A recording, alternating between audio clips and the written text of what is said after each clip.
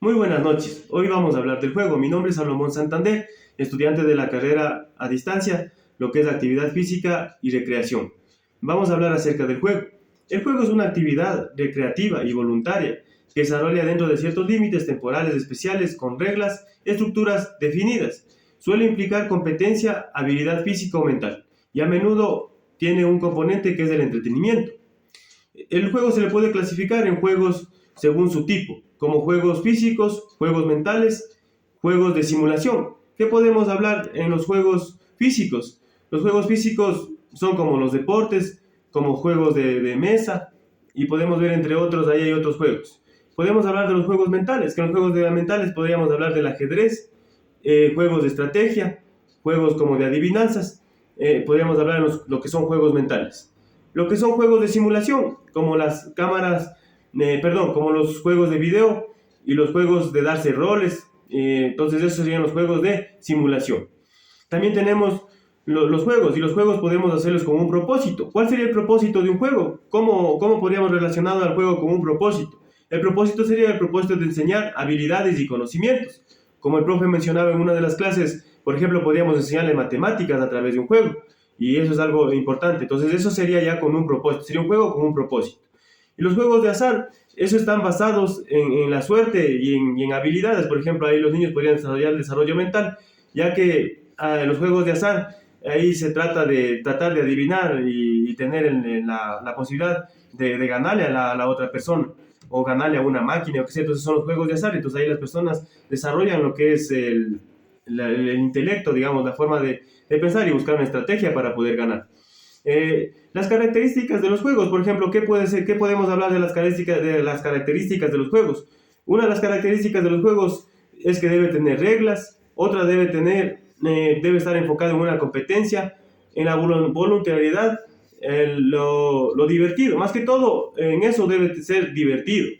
Por ejemplo, ¿de qué se refiere a las reglas? Las reglas, por ejemplo, los niños dicen, por ejemplo, yo que sé, vamos a jugar a saltar el gato.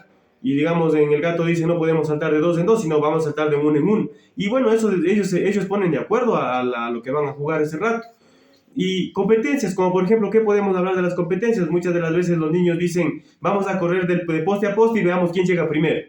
Otra, que hacen ellos, por ejemplo, es vamos a jugar a los ensacados y veamos quién llega metido dentro del saco, quién llega primero. Entonces eso es la competencia, empiezan ellos a competir. Lo que es la voluntariedad, ahí implica la participación de la elección propia de ellos. O sea, por ejemplo, dice, yo voy a jugar este juego, yo voy a hacer esta cosa. Entonces ellos tienen que hacerlo con voluntad, o sea, la voluntariedad, o sea, con toda la voluntad de ellos. Nada no es obligado. O sea, el juego, más que todo, no es que alguien le obliga, sino, o sea, el niño, el joven, el adulto, incluso ellos dicen, bueno, vamos a jugar y nadie nos obliga, sino simplemente se hace porque, o sea, nos gusta.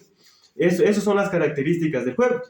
También podemos hablar de la estructura del juego. Los juegos deben ser estructurados, deben ser claros, debe tener un principio y debe tener un final y deben ser claros. O sea, ¿cómo puedo explicar? O sea, yo estoy jugando, digamos, al 40. Bueno, el 40 tiene sus reglas y es específico el inicio y es específico el final.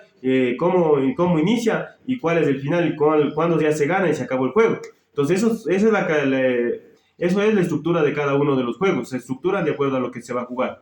Bueno, pues y los beneficios del juego. Los beneficios del juego es que nos puede ayudar al desarrollo cognitivo, más que todo con los muchachos, nos puede ayudar a la memoria del conocimiento y pensamiento estratégico. Por ejemplo, los niños le podría ayudar en la concentración, el rato de los estudios. O sea, si es que, como decía el profe en las clases mismo, vuelvo a repetir, decía, yo que sé, jugando vamos a aprender. O sea, vamos, yo que sé, a hacer un juego para concentrarnos y un juego para aprender matemáticas, o un juego, yo que sé, para aprender las provincias del país. Entonces, vamos a concentrarnos en eso. Entonces, nos puede ayudar bastante lo que es en el desarrollo de los muchachos, en el desarrollo, digamos, intelectual de ellos. También, ¿cuál es otro de los beneficios del juego? Es que los muchachos les ayuda bastante en la coordinación, mejora su coordinación y su estado físico. También nos ayuda, uno de los beneficios es que nos ayuda a la condición física. Y también, pues no podemos olvidar que el juego fomenta la inclusión. ¿Cómo es que el juego puede fomentar la inclusión? El juego puede fomentar la inclusión ya que los niños, por ejemplo, ellos no ven barreras, que porque el fulano tiene esto, porque el fulano es de acá, o porque el niño de acá es así. No, ellos no ven esas barreras, ellos simplemente juegan. ¿Y por qué lo hacen? Porque o sea, ellos quitan esas barreras, entonces se acabaría esa forma y ellos ayudarían a la inclusión. Bueno, en conclusión podemos decir que el juego no es una actividad recreativa, sino más bien es un papel crucial para el desarrollo de la sociedad, ya que con ellos podemos entender las diferentes características de cada una de las personas. Muchas gracias, todo lo que puedo decir acerca de los juegos.